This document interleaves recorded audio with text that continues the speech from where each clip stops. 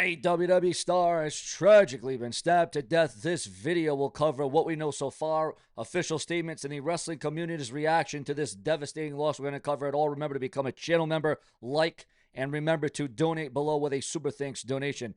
What we're going to cover in this video: initial reports and timeline of the events, official statement from WWE and authorities, wrestling community reactions and tributes, investigation status, and what happens next.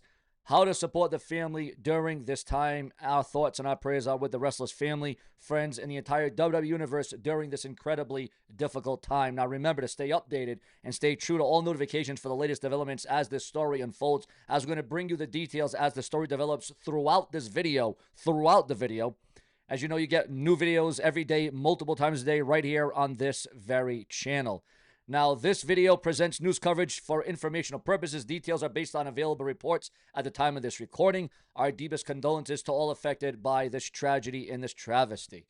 Some would say it's a miscarriage of justice. This is Sean with some absolutely astonishing, shocking, tragic news from the wrestling world as a WWE star has been stabbed. Before we get into what we know, I want to say again, I got to say this with a heavy heart and a pain in the pancreas.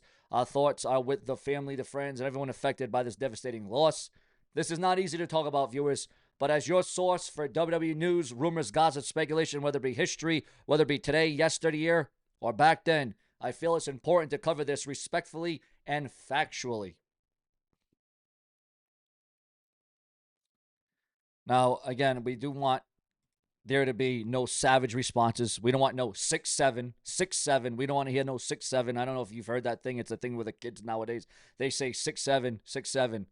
But we're not here to say 6'7", ladies and gentlemen. What we are here to say is that according to those that know, and again, as this video goes on, we are going to expose and leak more details throughout this entire videos. But apparently, viewers, according to those in the know, AEW stars are allegedly fed up. Yes, you heard that right. They are fed up with who's really calling the shots. Now, some in the know are keeping... Well, no, they were keeping it quiet, right? They were.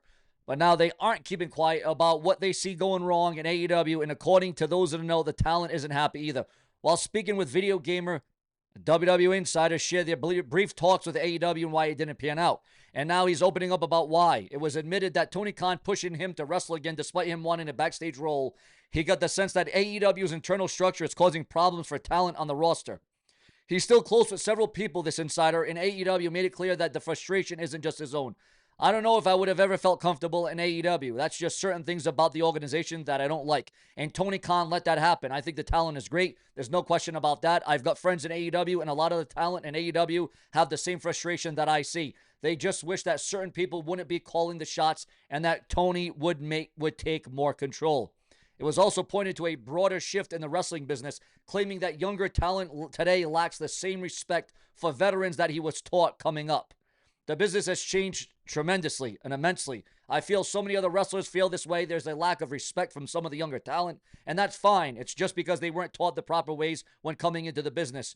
People who are older than me, people who I used to watch during the Hogan and Andre era, I still respected and loved them dearly for what they did in terms of entertaining me as a child. And as the business has changed, we don't have many people left that do that anymore. These words echo the growing chatter that AEW's locker room isn't as unified as it once seemed several years ago. With veterans feeling unheard and younger talent reportedly frustrated by who's calling the shots, the company may be heading towards a breaking point unless Tony Khan steps in and tightens control. Do you think that AEW's leadership structure is working, or is it time for a shakeup at the top? Your thoughts, your comments, and your feedback down in the comments section below. Now, according to some comments online, fight team TNA, fight. Mr. Hey, WWE, I will give you all my valuable talent.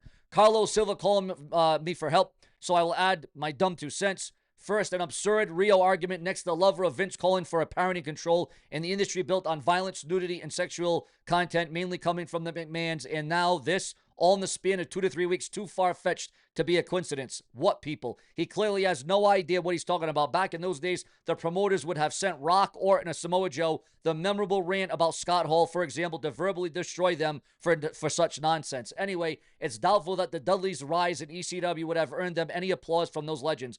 It would have ended up being the standard too much, too extreme. Absolutely 100% knows more than you.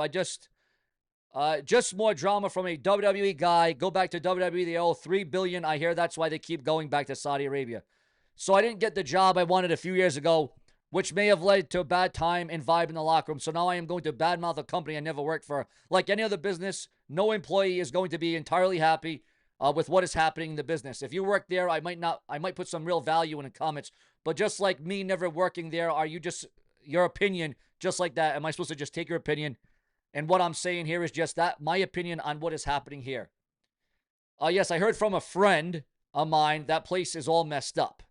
Oh, and by the way, those damn kids don't bootlick vets anymore, and I'm not okay with that. Sounds like another old man yells at cloud rant because this generation of wrestlers is finally realizing that legends are just a bunch of tired old gatekeepers who demand respect and reverence because I used to do this 25 years ago. And again, this according to comments and opinions online.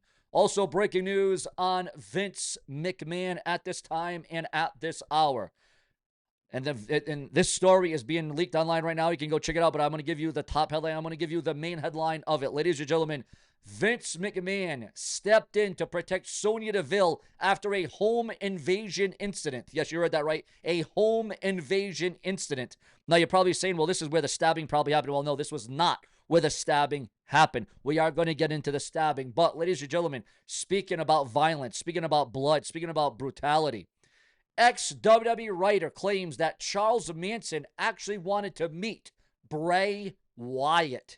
And we are not going to stay quiet as it concerns that, viewers. Oh, no, no, no, no. Now, remember yesterday, viewers, there was a lot of rumor and gossip about ESPN and WWE and how the deal was going to shambles and how it was mediocre and how, you know, the waters that were being tested were going down the damn stream. They were going down the drain. It was sink or swim for WWE and ESPN. Why can't they just make it simple and go back to Peacock and the USA Network? Why can't that do that? Why can't you make things simpler? The WWE Network. But we got another big breaking backstage update on WWE and ESPN that we're going to bring to you right here on the Brash and the Brazen. Because ESPN's WWE streaming gamble, we got breaking news on that. Despite early doubts, viewers, about ESPN's massive $325 million a year deal with the WWE, new data suggests that the network may already be seeing returns, especially after WWE WrestlePalooza hit the ESPN app. Also, speaking on the Sports Media Podcast, sports business journalist Austin Karp revealed that the debut of WWE Premium Live events on ESPN sparked a significant spike in subscriptions. Karp pointed to antenna data that was mapped out the increase in new signups during major sports programming, and the pattern was crystal clear. You can see the spikes when NFL started, when college football started, and particularly late in September when ESPN had its first PLE. WrestlePalooza really saw a spike there in signups, Karp said. So I thought it was a really good start for those two services. WrestlePalooza aired live on September the 20th from the Fieldhouse in Indianapolis, featuring a blockbuster triple threat header: John Cena, Brock Lesnar, CM Punk, and AJ Lee, and Cody Rhodes defending the undisputed WWE title against Drew McIntyre. The streaming success appears to be there's confliction here. There's some confliction, guys. The streaming success appears to be contracted and conflicted earlier criticism from the Wrestling Observer newsletter. Dave Meltzer, who warned the WWE deal may not be worth the investment. Meltzer claimed that ESPN's return from the WWE content could fall far short of the network's massive yearly price tag, even estimating the value at $35 million a year. Still with this, ESPN doesn't seem too interested in playing defense. In a statement issued through media contact, Stephen M., the company offered a short, confident response to the speculation. Things are going well, and we have started strong. We don't provide the viewership specifics, but things have been going well. If Karp's insights are any indication, the first ever WWE PLE on ESPN gave the network a much-needed win in its streaming war, especially as it tries to convert wrestling fans into long-term subscribers. Whether ESPN can maintain the momentum going forward remains to be seen. But one thing's clear, WWE didn't just deliver in the ring, it drove business too. Do you think that ESPN's massive deal with WWE will pay off in the long run? Your thoughts, your comments, and your feedback down below, because we don't do it, because nobody here is a zero. Now, the thing that gets me, guys, about this is this. things are going well and we have started strong. This is what I'm a little irky and a little bit perky about. We don't provide the viewership specifics. Now, why not? Why wouldn't they want to put it out there? I mean, USA Network used to provide raw ratings. WWE used to provide pay-per-view buy rates. Why can't they put this out there? Why can't we see viewership statistics? Why can't we see the stats? That's what I'm a little bit mumbled and jumbled about. That's what I'm a little bit conflicted about. That's what I quite frankly don't understand, guys. But be that as of May, we are also receiving word right now that WWE are planning a major surprise. Yes, the WWE planning a historic surprise for 2026. And you're probably wondering, well, what is that got to do with? Who is it? What's it going on? What's the planning? What's the creative? Well, ladies and gentlemen, I can tell you this right now from the big headline. WWE are planning big surprise return for Liv Morgan amid recovery from shoulder surgery. And wouldn't you know, Seth Rollins is also out with shoulder injury and shoulder surgery at the same damn time. I want to clarify that right now. And then all of a sudden, ladies and gentlemen, we know of the rumors and the speculation. Well, no, it's not even rumor and speculation. Let's call it what it is. Remember the stabbing storyline of the great, legendary, future WWE Hall of Famer John Cena, where he was in a stabbing angle where he was stabbed, not to death, but there was a death, ladies and gentlemen, as it concerns a stabbing backstage. Bruiser Brody, born June 18th, 1946, and then died right in the damn same year I was born, 1988, was an American professional wrestler who earned his greatest fame under the name Bruiser Brody. He died from stab wounds backstage. Now, again, WWE, professional wrestling, they have dealt with violence. They have dealt with a lot of different death. They have dealt with a lot of different assaults, charges, guns, police. I mean, they've dealt with a traumatic. The wrestling business has seen traumatizing events. And between the John Cena stabbing storyline and to the real life stabbing of Bruiser Brody, to understand the future, you must remember the history. And the history is very significant, and it is prolific. Viewers, fans, and subscribers, it all boils down to what you want to hear, see, and know right here on Sean's View Entertainment. And as we all know, ladies and gentlemen, he hailed from Detroit, Michigan. And we know the rich history that WWE and Michigan have in common. From WrestleManias, a couple of WrestleManias in the Michigan territory, to him dying in Puerto Rico. Your thoughts, your comments, and your opinions on all of that. Ladies and gentlemen, we got plenty more to come. Remember to click the bell, subscribe, because this is your hourly source for around-the-clock content. Well, I will always hit it strong, and I will always hit it fast, because that's how I strike with my might. Subscribe.